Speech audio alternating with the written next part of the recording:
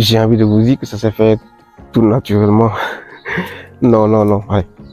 Au Bénin, la plupart du temps, quand nous allons dans des localités reculées, nous, pour faire nos projets, on contacte généralement ce qu'on appelle la mairie des jeunes. Alors, la mairie des jeunes, ce sont des groupements de jeunes. Alors, ils sont un peu institutionnalisés, je crois. Et ils ont des représentants dans chaque village, chaque quartier d'une commune. Donc, par exemple, pour le lieu où nous on a fait notre projet, la commune c'est Grand Popo. Et donc, on a contacté la mairie des jeunes de Grand Popo, qui était composée de jeunes ressortissants de tous les villages de Grand Popo et de tous les quartiers de Grand Popo. Et donc, c'est cette mairie que nous avons contactée, puisque Grand Popo, pour nous, c'était un terrain inconnu jusqu'à ce projet. On leur a demandé, voilà, qu'on avait envie de, nous, parce que le triennal passé, nos actions, nos projets étaient tous dans la région des collines au Bénin, dans le département des collines au Bénin. Et donc là, pour le triennal qui a commencé cette année pour nous, on a voulu aller au Mono. Et donc l'une des plus grandes villes du Mono, c'est Grand Popo. Et donc on a contacté la mairie des jeunes de Grand Popo pour savoir un peu, selon eux, quel est le répertoire de tous les problèmes qu'il y a dans cette commune. Donc généralement, en ayant des points focaux, je dirais, dans chaque village, chaque quartier, c'est plus facile pour eux de recenser tous les problèmes qu'il y a dans cette commune. Et donc, c'est ce qu'ils ont fait. Ils ont recensé tout ce qu'il y avait comme problème. Ils en ont fait une liste qu'ils ont partagée avec nous. Et nous, après, avec nos partenaires en France, on a étudié les projets selon leur pertinence, selon l'impact, selon l'urgence et tout. Et on en a retenu 3. Et parmi les 3 qui ont été retenus, il a fallu réfléchir un peu aux questions logistiques si on validait ou tel projet. Et donc, selon la logistique, parce que les 3 étaient très compliqués logistiquement à réaliser, mais c'était les projets les plus importants et les plus pertinents pour nous. Et donc, pour la logistique, on a fini par choisir Avlo. Et après, Anoud, qui est le représentant de Stern Africa au Bénin, est allé sur le terrain pour les rencontrer, la communauté de ce village, pour toucher du doigt lui-même le projet, pour voir si c'est vraiment un projet réel. Donc, il est parti. Ensuite, il m'a appelé pour que je descende, pour qu'on y aille ensemble encore. Et je suis rentré. On est parti voir Avlo ce qu'il y avait à faire. On a discuté avec la communauté, discuté avec l'autorité de la localité. Donc, c'était une femme d'ailleurs, qui était en même temps la présidente, la chef du village, c'était une femme, qui était en même temps la présidente de la coopérative, de la première coopérative entre les femmes qui existait, qui était pour le traitement du genre. Donc, il y a aussi une des activités qu'elles font. Et donc, avec elle, j'ai beaucoup discuté. Et il y a eu d'autres rencontres où toutes les femmes étaient réunies. Ensuite, d'autres rencontres où toute la communauté était réunie. Donc, on a recensé les projets, que ce soit pour les femmes, pour la communauté elle-même, pour les jeunes, pour les enfants. Et donc, on s'est dit, tiens, parce qu'au moment où je suis parti là-bas, on n'avait pas encore le financement pour ce projet. C'était encore qu'une idée de projet. Et voilà, j'ai discuté avec elle pour savoir quelle serait l'importance pour eux d'accueillir un projet pour se mettre ensemble sur le travail du sel qu'elles font. Donc ça a été très rapidement accueilli. Elles ont accepté l'idée, elles m'ont expliqué, le sel, ça leur faisait rentrer plus d'argent que le jonc. Le sel, c'est par l'activité du sel qu'elles sont plus connues. Et donc les aider à travailler sur le sel, et à se mettre ensemble pour accroître leur productivité était pour elles du pain béni. Et donc on s'est concentré sur le projet et je retenais les voix après plusieurs fois avant même qu'on ne rentre dans le vif du sujet pour les mettre en coopérative parce qu'elles étaient déjà en coopérative pour le jonc mais pas pour le sel.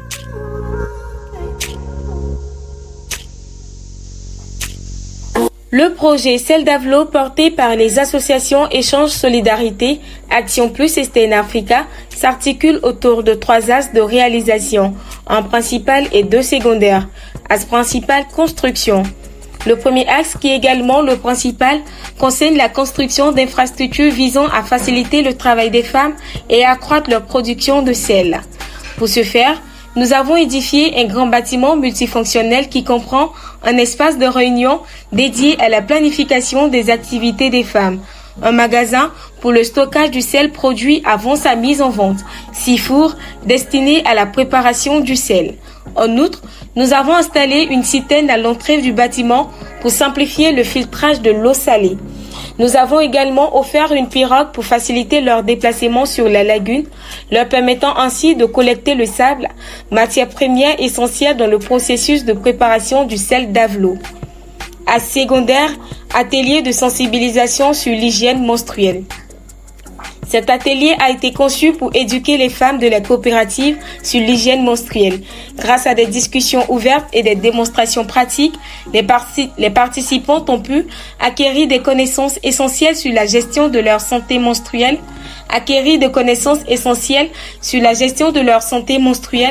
démystifier les tabous entourant l'hygiène menstruelle, ce qui contribue à une meilleure confiance en soi et un bien-être général. Recevoir des conseils pratiques pour l'utilisation des serviettes hygiéniques réutilisables, favorisant ainsi la santé et l'hygiène au sein de la communauté. Atelier de formation sur la gestion et l'administration d'une coopérative. Cet atelier visait à renforcer les compétences en gestion et administration des membres de la coopérative.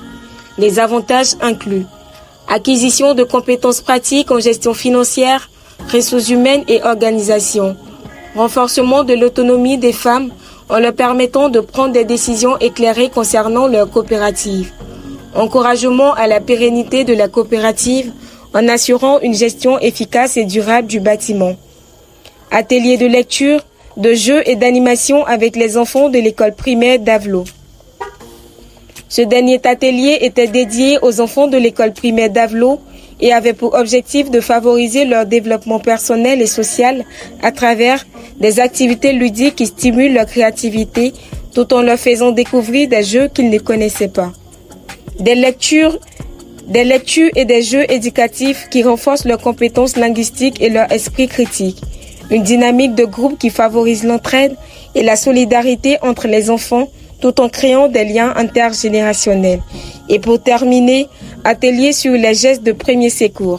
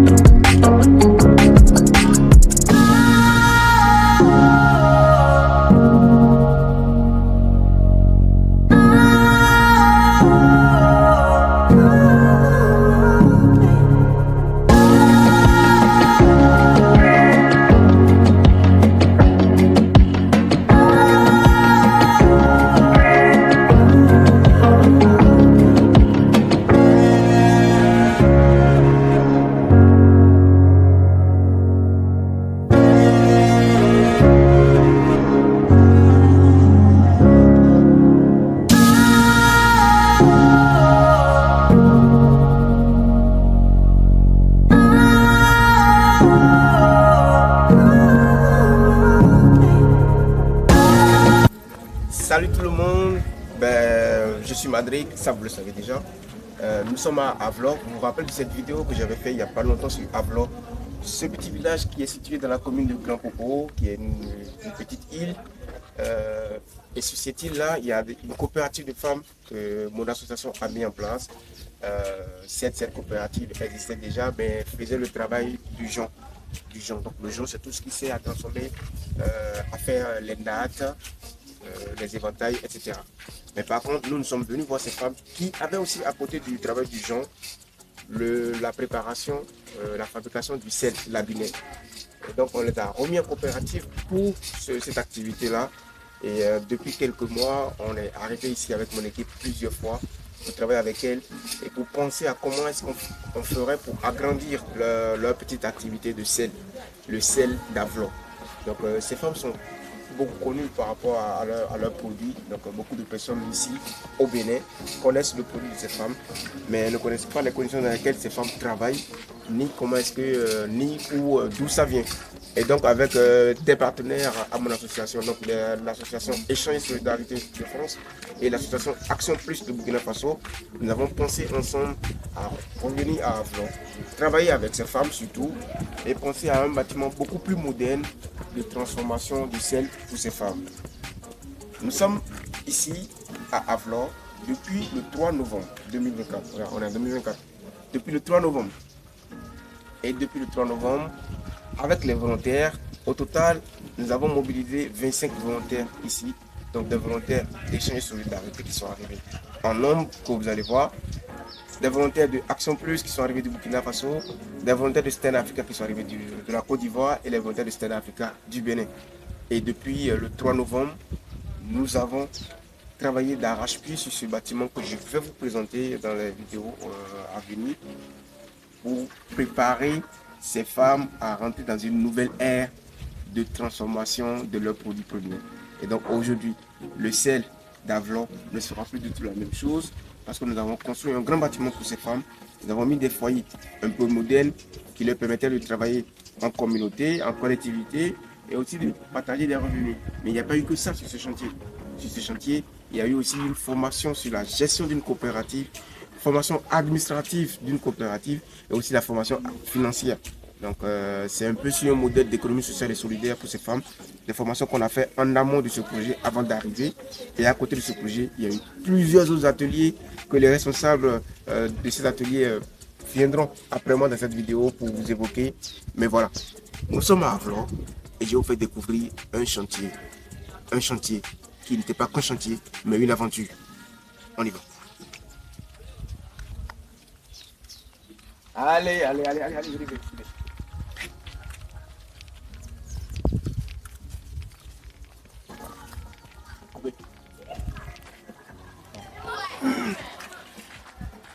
Alors, on va vous expliquer comment ça se faisait le sel à Avlon et qu'est-ce que nous on a apporté comme innovation. Ok, allons-y.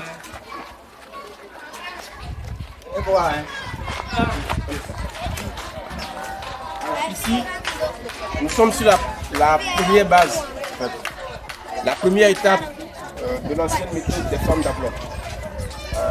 Elles prennent le sable, ça c'est du sable salé à la base. Donc un sable qu'elles vont chercher dans une partie de la lagune, un peu embouchée avec la mer. Donc pas très loin de la bouche, tu vois. Elles récupèrent le sable salé dans des bacs un peu spécifiques. Donc ce n'est pas avec ces de bacs qu'on ramasse le sable salé. C'est pas résistant pour ça. Il y a des bacs spécifiques. Donc on vous montrera après. Et quand elles arrivent, il y a ce dispositif un peu traditionnel qu'elles ont mis en place, dans lequel elles remplissent le sable salé, ok, qui est fuité par des tuyaux. Et ensuite, elles y rajoutent de l'eau simple. Et donc l'eau simple mélangée à la terre, au sable salé, sort de l'eau salée. De l'eau salée qu'elles récupèrent et qu'elles vont passer au four. Et jusque là, on est à l'étape traditionnelle. Je vais vous montrer comment ça se passe au four. On y va. Tiens.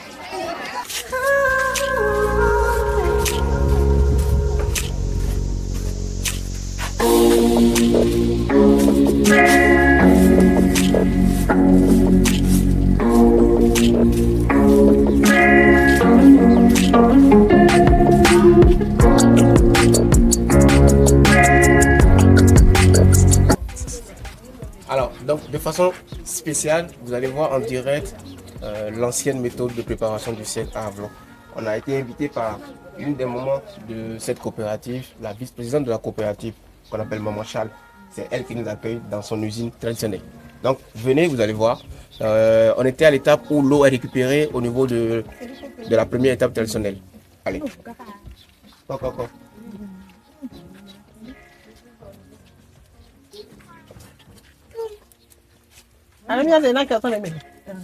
Et donc, comme vous voyez là, l'eau récupérée est mise sur le four traditionnel. Bah, je ne pourrais pas vous dire à quel degré c'est, mais il y a quand même pas mal de feu à l'intérieur. Et donc, ça doit rester sur le feu. Quand il faut on fait le câble, tout le monde va. Au moins 3 heures. 3 heures pour que ça se solidifie et qu'on commence à avoir du sel.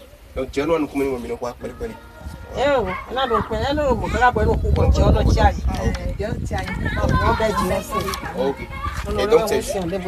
Ok. Et donc c'est jusqu'à évaporation complète de l'eau et ça se transforme, ça se solidifie, ça devient du sel. Elle vide, elle dit rajoute de l'eau après. Et donc ça c'est la méthode traditionnelle des femmes d'Avlor pour la préparation du sel. C'est ce qui se faisait ici avant qu'on apporte notre innovation. L'innovation on va vous montrer après, mais voilà un peu. Donc vous pouvez rentrer, regardez un peu. Filme un peu le four, le sel et la cuisson. Il faut nous l'ordre, nous n'avons pas mis. Film, il y a des sels, nous n'avons pas mis. Mais non, c'est.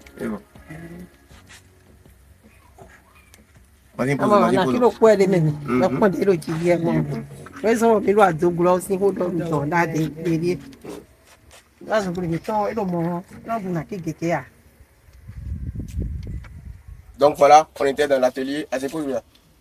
On était dans l'atelier de Maman Charles. Voilà, attends, elle va revenir un peu. Ok, donc ce sont des parties sales qu'elle retire au fur et à mesure.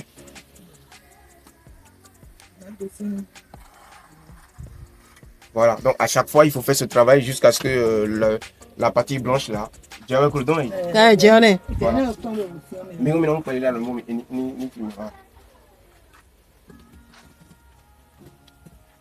Et voilà, regardez, ça c'est le produit fini.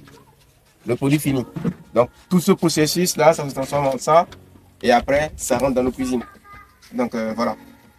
Très blanc, du pur sel d'Avlor, très connu au Bénin. Bon,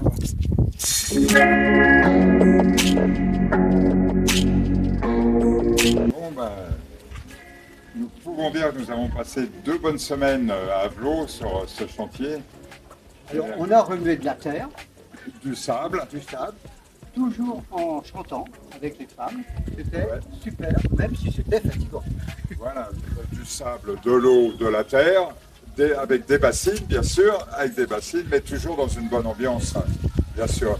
Et ravi de participer, bien sûr, à ce chantier et d'avoir vu un groupe de femmes quand même vraiment enjouées, en travaillant dur, chanter, et vraiment une ambiance extraordinaire. On pourrait dire 2 mots, courage et solidarité. Effectivement. Je suis d'accord. Et courage, c'est courage pour les femmes, beaucoup de courage des femmes, beaucoup de courage des bénévoles de ce terre-là, et puis beaucoup de courage de nous. Défense et solidarité, bien sûr.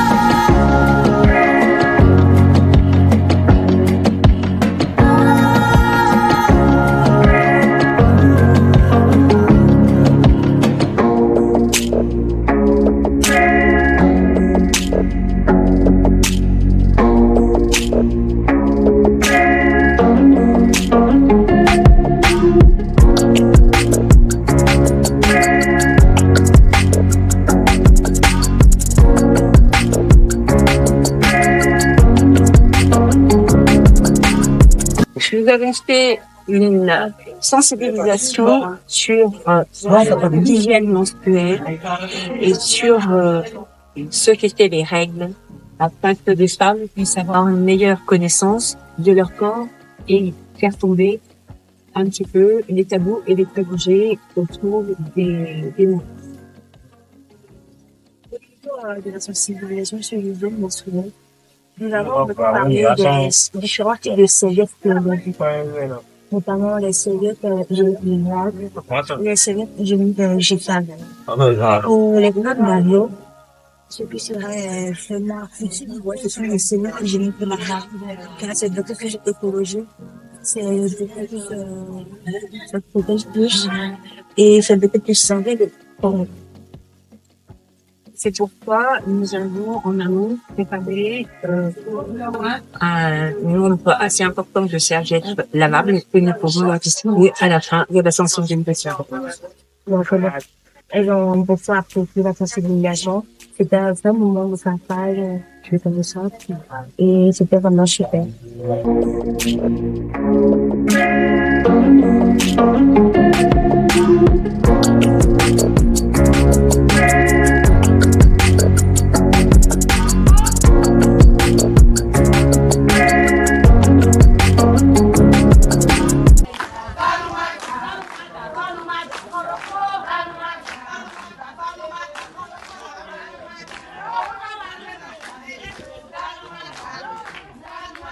Oh my God.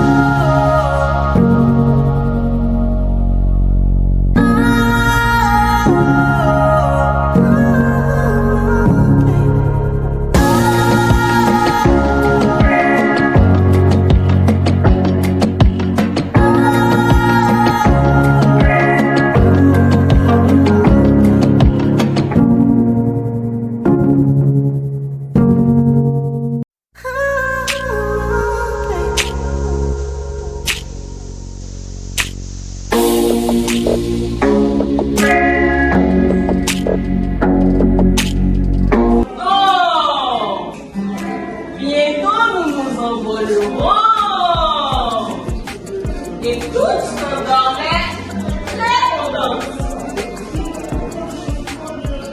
Cette vie de grosse gourmande enfant dura un certain temps, jusqu'au jour où les chenilles se mirent à chercher chacune de leur côté un endroit où se poser.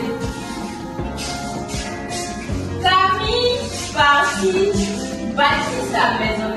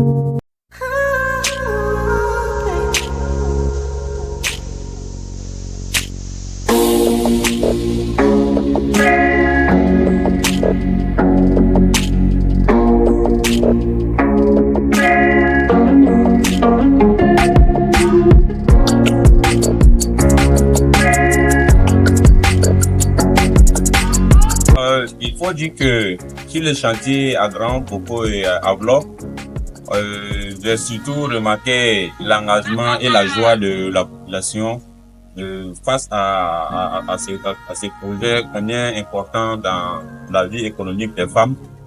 Et l'ambiance aussi entre les amis d'échange et solidarité Sterna Africa, qui se passait très bien, c'était ta merveille. Du chantier jusqu'au QG, en passant par le cuisinier, tout ce qui était autour de ce projet-là. Je pense que l'ambiance était vraiment très conviviale. Et je préfère encore revivre ces actions encore et encore plus. Aujourd'hui, je suis très ému, je suis très content de pouvoir donner un peu de moi pour donner le sourire à toute personne. Vraiment, c'est un sentiment de fierté et de joie qui m'anime en ce moment. Et merci à tout le monde.